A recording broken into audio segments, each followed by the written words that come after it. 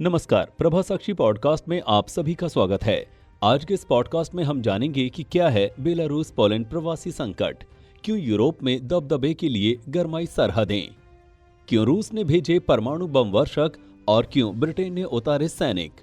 Poland और Belarus की सीमा पर हजारों की संख्या में प्रवासियों की उपस्थिति अपने आप में इन दिनों एक बड़े विवाद की वजह बना हुआ है। कड़ाके की सर्दी में ये लोग खुले में रहने को मजबूर हैं। बेहतर जीवन की चाह में आए शरणार्थियों के साथ छोटे छोटे बच्चे भी हैं, लेकिन पोलैंड और बेलारूस में तनाव लगातार बढ़ रहा है। बेलारूस और पोलैंड की सीमा पर हजारों शरणार्थी व प्रवासी और हथियारबंद सैनिक इस समय आमने सामने हैं। बेलारूस से ये प्रवासी पोलैंड के जरिए यूरोपीय संघ में घुसना चाहते हैं। रूस ने परमाणु हमले में सक्षम युद्ध विमान भेजे हैं और सीमा के पास पैराट्रूपर्स उतारकर बेलारूसी सेना के साथ युद्धाभ्यास शुरू कर दिया है। दूसरी तरफ पोलैंड की मदद के लिए यूरोपीय संघ और ब्रिटेन ने भी सैनिक भेजे हैं। सबसे पहले आपको 10 लाइनों में कहानी के बैकग्राउंड के बारे में बता देते हैं, जिससे आपको पूरे विवाद को समझने में आसानी होगी। 1. अगस्त 2020 में अलेक्जेंडर लुकाशेंको छठी बार राष्ट्रपति के रूप में चुने गए। 2. विपक्ष और पश्चिमी देशों ने चुनाव को फर्जी करार दिया, बड़े पैमाने पर विरोध हुए। 3. हिंसा के दौरान 35,000 से अधिक गिरफ्तार किए गए। ईयू और यूएस ने बेलारूस पर प्रतिबंध लगाए। 4. बेलारूस द्वारा ग्रीस जाने वाले विमान को मिन्स्क की ओर मोड़कर लुकाशेंको विरोधी पत्रकार रेमन प्रतावेसिच को गिरफ्तार किया।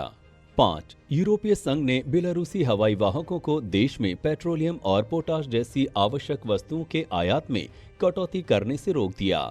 6. लुकाशेंको ने प्रवासियों के अवैध आंदोलन को रोकने के लिए एक समझौते का पालन करने से इनकार कर दिया।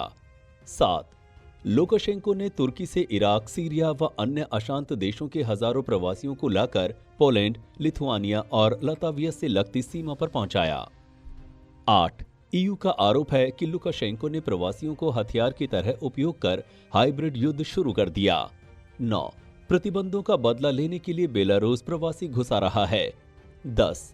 रूस की तरफ से लुकाशेंको को भरपूर सहयोग दिया जा रहा है। पोलैंड बेलारूस सीमा संकट गहराया।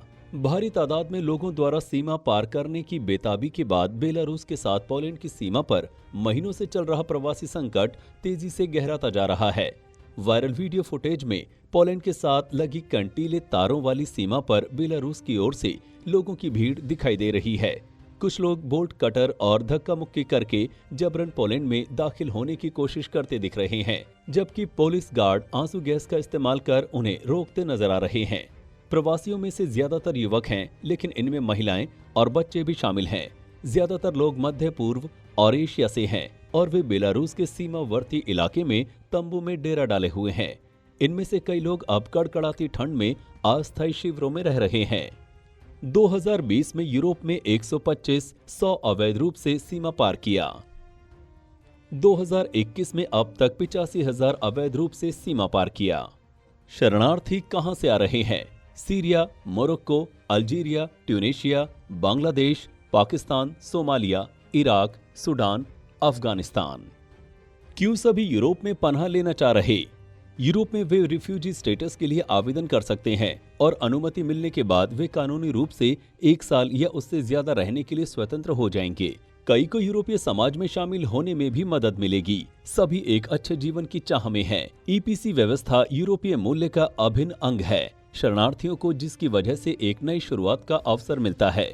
2020 के अंत तक विश्व के 10% रिफ्यूजी यूरोप में रह रहे हैं, लेकिन अब और भी शरणार्थी कतार में हैं। लेकिन क्या यूरोप उन्हें अपने यहाँ लेना चाहेगा या फिर ये शरणार्थियों को पनाह देने के खुलेपन की सजा मिल रही है? रिफ्यूजी ने एंट्री कैसे की? 2020 तक बाल्कन और मैट्रिन के रास्ते खतरों में नाव का लंबा सफर तय कर पहुंचते थे, लेकिन 2021 में माइग्रेशन का एक नया रास्ता भी खुला। बेलारूस के सोशल मीडिया में कुछ इश्तेहार नजर आए जिसमें कहा गया कि राजधानी मिन्स्क आइए और हम आपको टैक्सी से जर्मनी तक पहुंचा देंगे। बेलारूस के वीजा प्रोसेस भी अचानक से बहुत सरल कर दिए गए। क्या ये लुकाशेंको की शरणार्थियों को देखते हुए दरियादिली थी? लुकाशेंको के विरुद्ध प्राथमिक तौर पर आरोप लगाया जा रहा है कि वो बेलारूस में बड़ी संख्या में मौजूद रिफ्यूजियों का सामान और उनके फोन छीनकर उन्हें अवैध तरीके से पोलैंड भेजने के लिए मजबूर कर रहे हैं और उन्हें पोलैंड के बॉर्डर तक जबरन पहुंचाया जा रहा है।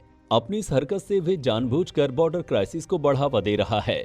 शुरुआत में शरणार्थियों की संख्या कम थी तो पुलिस बॉर्डर गार्ड उन्हें डिटेन कर डिटेंशन सेंटर पहुंचा देते, लेकिन आहिस्ता आहिस्ता ये संख्या हजारों में पहुंच गई। लोग बॉर्डर पर इकट्ठा होने लगे। अगस्त से लेकर अभी तक 30,000 से ज्यादा लोग पोलैंड बॉर्डर पार करने की कोशिश करते दिखे।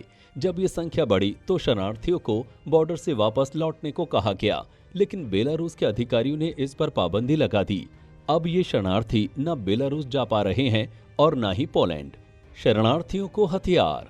ईयू के शीर्ष अधिकारी ने बताया कि बेलारूस के राष्ट्रपति अलेक्जेंडर लुकाशेंको उनके शासन पर ईयू द्वारा लगाए गए प्रतिबंधों से नाराज हैं। ईयू ने ये प्रतिबंध वर्ष 2020 के विवादित चुनाव के बाद विरोधियों के कथित दमन के मद्देनजर लगाया है।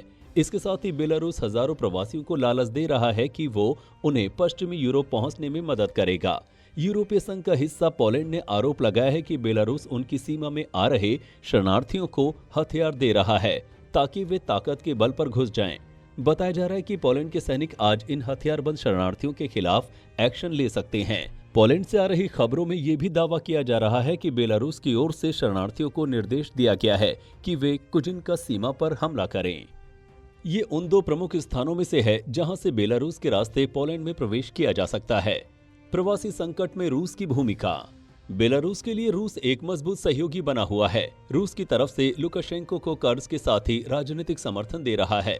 कई अवसरों पर क्रेमलिन की तरफ से दावा किया गया है कि ये संकट इराक और अफगानिस्तान में अमेरिका के नेतृत्व वाले युद्धों का परिणाम है। इसके साथ ही खबर ये भी है कि रूस ने बेलारूस के प्रति एकजुटता प्रदर्शित करने के लिए वहां पैराट्रूपर भेजे।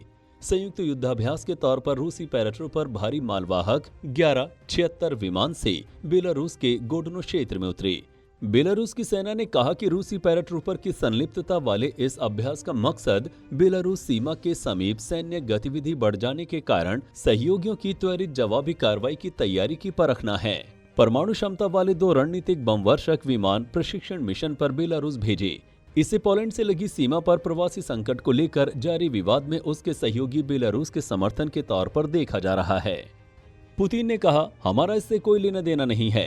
रूस के राष्ट्रपति पुतिन ने कहा कि पोलैंड बेलारूस सीमा पर प्रवासी संकट से उसका कोई लेना देना नहीं है।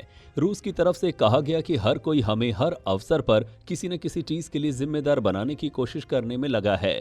रूसी राष्ट्रपति ने यूरोपीय संघ और बेलारूस के राष्ट्रपति लुकाशेंको के बीच सीधी बातचीत की उम्मीद जताते हुए कहा कि जैसा कि मैंने समझा, चांसलर मर्केल और लुकाशेंको बात करने को तैयार हैं। पुतिन ने कहा कि लुकाशेंको ने यूरोप को गैस की आपूर्ति में कटौती की संभावना पर उनसे बात नहीं की थी। रूसी राष्ट्रपति की टिप्पणी बेलारूस और रूसी सैनिकों द्वारा पोलैंड के पास सैन्य अभ्यास करने के बाद आई है। युद्ध, गरीबी और भूखमरी से बचकर भागते लोग ले रहे यूरोप की शरण।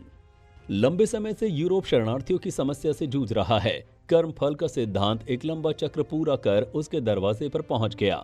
सीरिया, अफगानिस्तान जैसे कई जगहों पर दखल का परिणाम अब समस्या के रूप में सामने आ रहा है।